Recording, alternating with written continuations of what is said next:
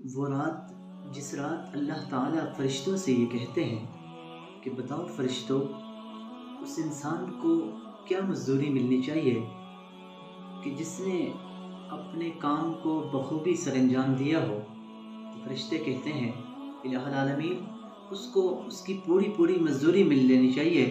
کہ جس نے اپنا کام بخوبی سر انجام دیا ہو۔ تو اللہ تعالیٰ فرماتے ہیں میرے فرشتوں آگاہ رہو کہ جن لوگوں نے پورا رمضان المبارک کا مبارک مہینہ روزے رکھے،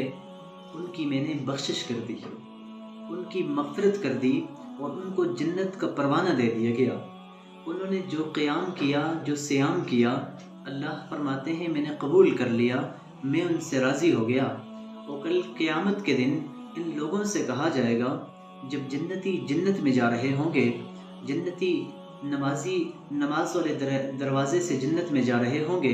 ذکر والے دروازے سے جنت میں جا رہے ہوں گے، مختلف طبقات مختلف جنت کے دروازوں سے جب جنت میں داخل ہوں گے، تو اللہ تعالیٰ روزے داروں کو آواز دیں گے، اللہ کی طرف سے ایک منادی آواز دے گا کہ تم رک جاؤ۔ روزے دار بڑے حیران ہوں گے، بڑی حیرانگی کا مظاہرہ کریں گے اور رک جائیں گے۔ پھر اللہ کی طرف سے یہ اعلان ہوگا کہ الصوم لی وانا اجزی بہ، کہ روزہ میرے لیے تھا اور میں ہی روزے کے بدلے میں مل جاؤں گا۔ یعنی گویا کہ اللہ رب العزت وہاں روزے داروں کو اپنا دیدار نصیب فرمائیں گے۔ یہ اللہ کی طرف سے بہت بڑا انعام ہے۔ لیلۃ الجائزہ وہ رات ہے جس رات انسان کو اس کی مزدوری ملتی ہے۔ اب اگر ایک انسان دن بھر پورا کام کرے، پوری دل لگی سے مکمل طور پر توجہ کے ساتھ کام کرے، جب عصر کے بعد مزدوری ملنے کا وقت ہو اور مالک کام کروانے والا مزدوری دینے کے لیے جب آئے، تو مزدور اس وقت باہر نکل جائے،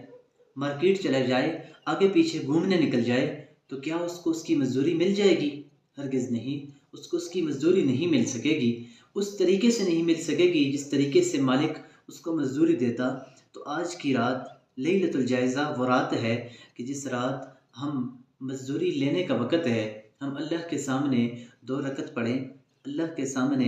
گڑگڑائیں، اللہ کے سامنے آنسو بہائیں اور اللہ سے توبہ استغفار کریں۔ الہ العالمین، رمضان المبارک کا مبارک مہینہ نصیب ہوا تھا، عبادات کا موقع نصیب ہوا تھا، تہجد پڑھنے کا موقع نصیب ہوا، تراویح پڑھنے کا موقع نصیب ہوا، قرآن پڑھنے پڑھانے کا سننے سنانے کا موقع نصیب ہوا، لیکن اس کی وہ قدر نہ ہو سکی جس طرح قدر کرنے کا حق تھا، وہ حق ادا نہ ہو سکا جس طرح کرنی چاہیے تھی، اس طرح روزے نہ رکھ سکے جس طرح روزے رکھ لینے چاہیے تھے، اس طرح تہجد نہ پڑھ سکے، پابندی کے ساتھ ہم ذکر اذکار نہ کر سکے، تجھ سے دعائیں نہ مانگ سکے، تیرے سامنے رو نہ سکے، گڑگڑا نہ سکے۔ آج ہم تیری چوکھٹ پہ آ گئے ہیں، آج ہمیں اپنے اعلیٰ بندوں کے ساتھ، اپنے ان بندوں کے ساتھ جن سے تو راضی ہے، ان کے ساتھ ان کی صف میں ہمیں شامل فرما دے اور ہمیں بھی وہ پروانہ نصیب فرما دے جو تو اپنے برگزیدہ بندوں کو دے گا، جو اپنے قریبی بندوں کو دے گا، ہمیں بھی ان میں شامل فرما دے۔ اگر ہم آج کی رات اللہ کو یاد کریں گے، اللہ کی طرف توجہ کریں گے، تو میں پورے یقین کے ساتھ کہتا ہوں، پوری اللہ کی ذات پر یقین رکھتے ہوئے کہتا ہوں کہ اللہ ہمیں بھی ان کی صف میں شامل فرمائیں گے اور ہمیں بھی محروم نہیں فرمائیں گے۔ اللہ رب العزت سے دعا و التجا ہے کہ ہمیں اللہ یہ دن اور یہ رات بھی قیمتی بنانے کی توفیق نصیب فرمائے۔ وآخر دعوانا ان الحمد للہ رب العالمین۔